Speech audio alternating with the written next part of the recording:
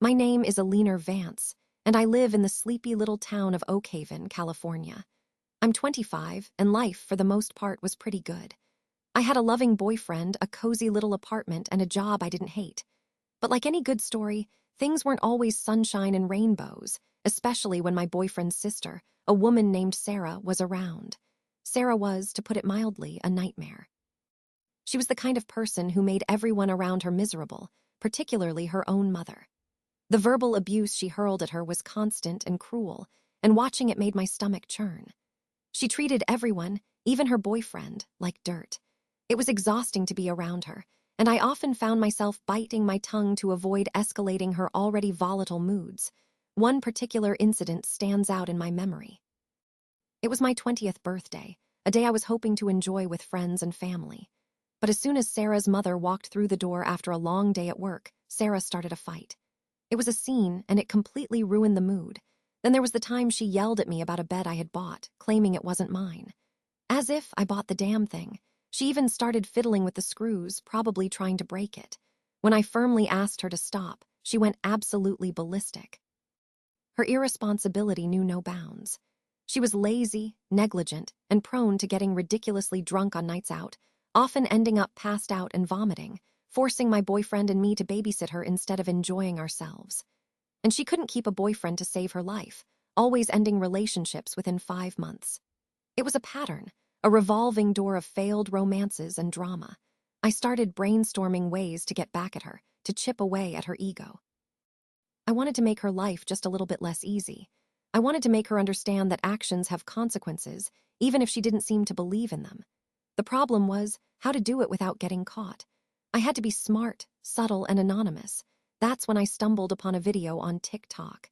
It featured a method for removing box dye from hair using vitamin C tablets, baking soda, and other household ingredients. Sarah had been dyeing her hair jet black for years. It was a color that, in my opinion, looked harsh on her. An idea began to form in my mind. I carefully gathered almost 10 small vitamin C tablets. I crushed them into a fine powder, then mixed it into her shampoo, along with some vinegar and salt.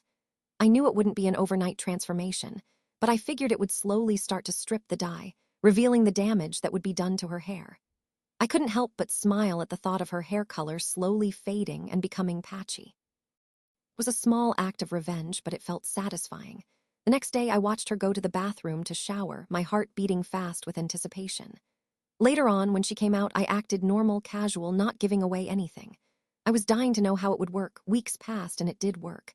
Her jet black hair was slowly turning an odd shade of orange. It was hilarious. I knew I needed more ideas, though. The revenge was just starting. I was enjoying myself. I decided to up the ante. I started small, with things that wouldn't directly implicate me. I learned her habits. She was always leaving her dirty clothes on the floor of the bathroom. One day, I accidentally knocked a cup of coffee onto them. Another time, I swapped her expensive face cream with a generic, cheaper brand. It didn't take long for the tension to rise in the house. Sarah started to get frustrated, yelling about these accidents. She began to suspect that someone was sabotaging her, but she didn't know who. I played it cool, feigning concern and offering to help her find the culprit.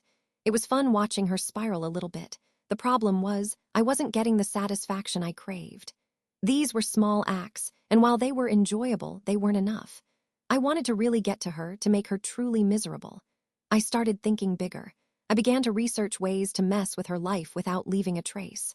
I learned about social media. I also learned that she would regularly post nasty comments about her mother online. It was a chance to make her regret ever posting anything. I created a fake account, making it look like a group of people who were disgusted with Sarah's behavior. I started posting anonymous comments on her social media. At first, they were subtle digs, but then they escalated. I posted old pictures of her drunk and passed out on the streets. The comments started to get meaner, and people started to turn against her. The results were instant. She was getting fewer likes, fewer comments, and everyone started to distance themselves from her. She was starting to look crazy, and she was starting to realize something was wrong. Sarah went into a frenzy trying to find out who was responsible.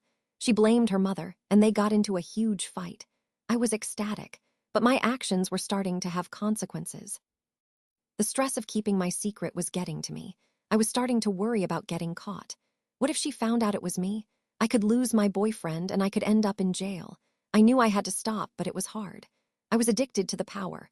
One night, when Sarah was out with her boyfriend, I snuck into her room. I found her phone and went through her messages. I wanted to find some new ideas for revenge. Suddenly, I found a message between her and her boyfriend. It was a conversation where she admitted she didn't love him and was using him for his money. This was gold. I took screenshots and anonymously sent them to all his friends and family. I also posted them on his social media. This time, it was different. He saw the messages. The next day, Sarah's boyfriend broke up with her in a public place, humiliating her in front of her friends. She was devastated. She cried, she screamed, and she threw things. But I just watched and enjoyed it from afar. It was working, my plan was working. But then something unexpected happened. One evening, as I was coming home, I saw Sarah sitting on the porch, crying. She was all alone. I felt a twinge of something I couldn't quite identify. Pity, regret, I wasn't sure. She looked so defeated. I knew that she would realize that someone was going to her. I walked past her, trying to avoid eye contact, but she called out my name. She looked up at me, and she said something I didn't expect. She said, "I'm sorry." I stared at her, stunned.